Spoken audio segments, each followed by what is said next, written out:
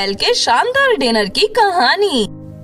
बहुत समय पहले एक पहाड़ी की चोटी पर विशाखा नाम की एक चुड़ैल रहती थी। विशाखा चुड़ैल बहुत ही अच्छी चुड़ैल थी। वह हमेशा लोगों की मदद किया करती थी। इस वजह से आसपास के लोग उसे बहुत ही ज्यादा पसंद करते थे। फिर कुछ दिनों के बाद चुड़ैलों की दुनिया से काली चुड़ैल उस इलाके में आती है। काली चुड़ैल बहुत ही पेटू चुड़ैल थी। उसे लोगों के घरों से खाना चुराकर खाने की आदत थी। उसी गांव में अंजलि नाम की एक लड़की रहती थी। आज मेरा जन्मदिन है, शाम को तुम मेरे घर दावत खाने जरूर आना। हाँ अंजलि, मैं जरूर आऊंगी और साथ में तुम्हारे लिए अच्छा सा गिफ्ट भी लेकर आऊंगी। फिर शाम को अंजलि की सभी सहेलियां उसके घर पर दावत खाने पहुंच जाती है। लेकिन तभी रसोई घर की खिड़की से काली चुड़ैल अंदर घुस जाती है और वहाँ रखा सारा खाना खाकर भाग जाती है। थोड़ी देर के बाद अंजलि रसोई घर में खाना लेने जाती है, लेकिन वहाँ खाना ना पाकर उसे बड़ी हैरानी होती है। अरे, यहाँ रखा सारा खाना अचानक गायब कैसे हो गया? अब मैं अपनी सहेलियों को क्या खिलाऊंगी? इस बात से अंजलि बहुत दुखी हो जाती है और रोने लगती है। दूसरी तरफ काली चुड़ैल वहाँ सारा खाना लेकर अपनी गुफा में पहुँच जाती है। अरे वाह, खाने से तो बहुत अच्छी खुशबू आ रही है। आज तो मैं खूब मजे से ये खाना खाऊंगी।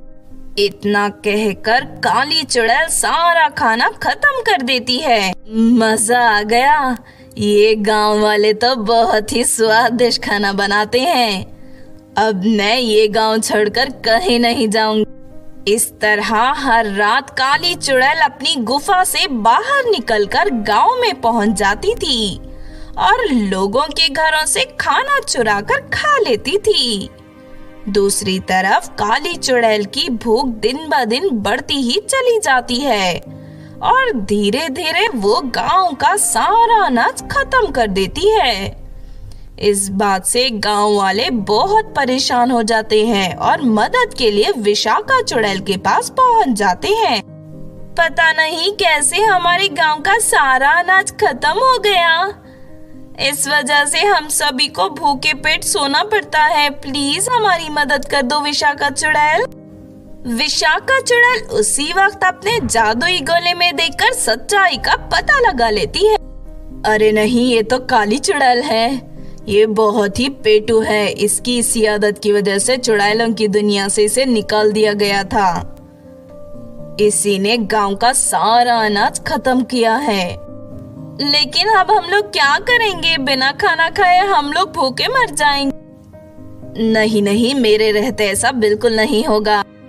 इतना कहकर विशाखा चुड़ैल अपनी शक्ति से वहाँ बहुत सारा लजीज खाना प्रकट कर देती है।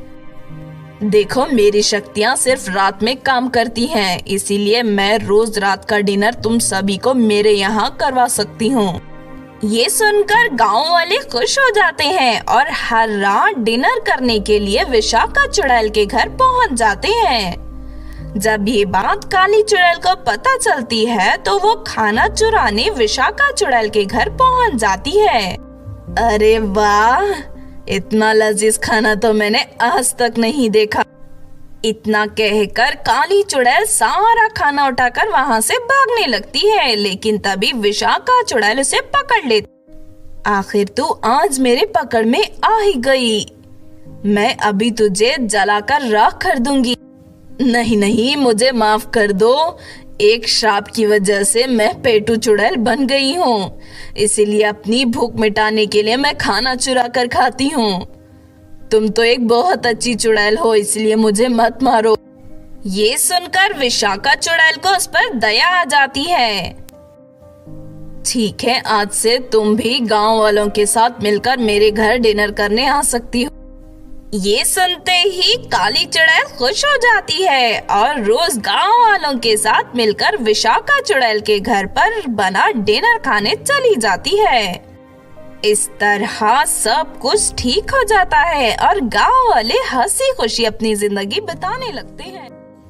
तो आपने देखा दोस्तों चुड़ैल के शानदार डिनर की कहानी। इस कहानी से हमें ये सीख मिलती है कि हमें हमेशा जरूरतमंद लोगों की मदद करनी चाहिए। अगर ये कहानी आपको अच्छी लगी हो तो जरूर लाइक करें और हमारे चैनल छोटू टीवी को सब्सक्राइब भी कर लें। और हाँ दोस्तों, हमें कमेंट करके जरूर बताना कि आपको कहानी कैसी लगी।